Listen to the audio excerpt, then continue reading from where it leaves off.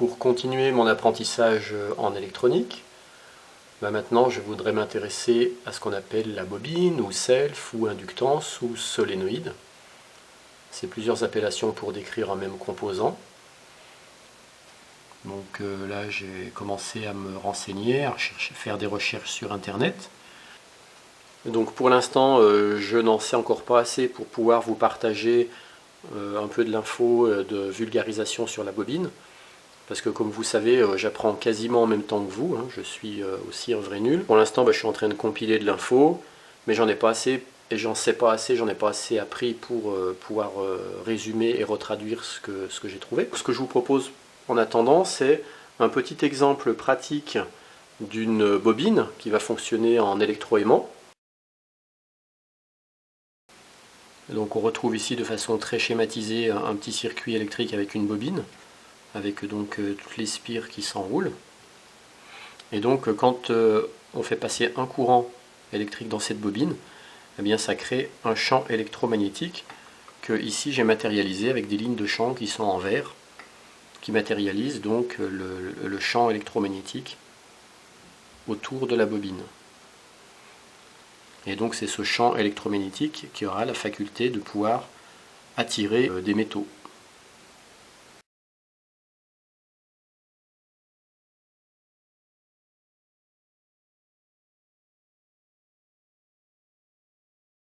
Donc c'est un petit montage que j'ai trouvé sur internet qui va reproduire le principe de fonctionnement d'une sonnette. On a besoin d'une grosse vis, d'une lame de scie à métaux, de fils isolés, d'une pile 9 volts, de quelques clous.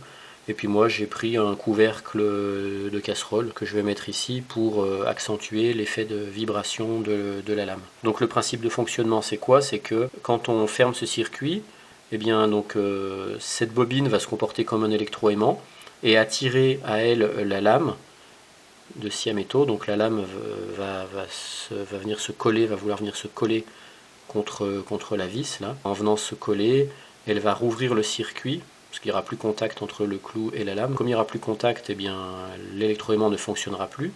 Donc la lame va reprendre sa position initiale au début. En revenant reprendre sa position initiale, elle va refaire contact avec le clou et ainsi de suite. À travers le petit montage que j'ai réalisé, vous allez tout de suite comprendre. Voilà, donc on retrouve ici la bobine, qui est donc faite d'une grosse vis avec un fil isolé entouré autour. J'ai fait à peu près 4 fois la longueur.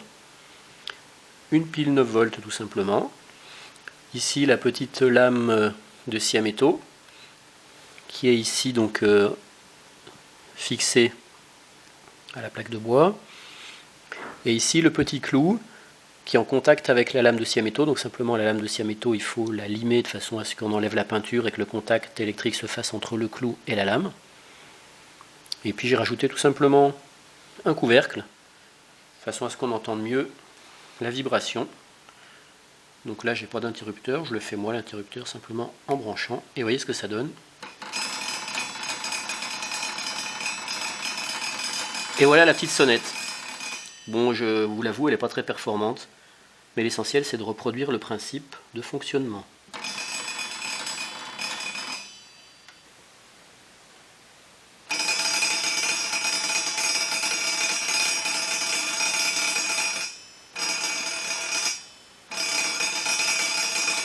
Et on voit bien les étincelles au niveau du clou, entre la lame de la scie à métaux et le clou.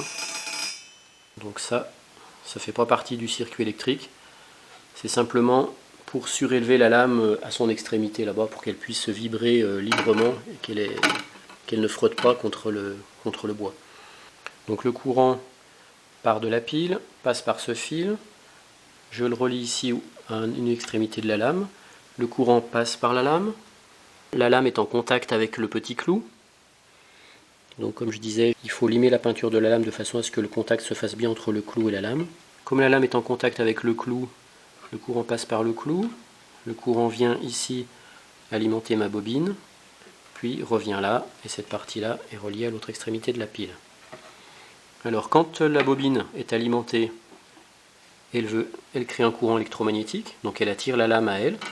En attirant la lame à elle, on voit que ça ouvre le circuit, puisque la lame n'est plus en contact avec le clou.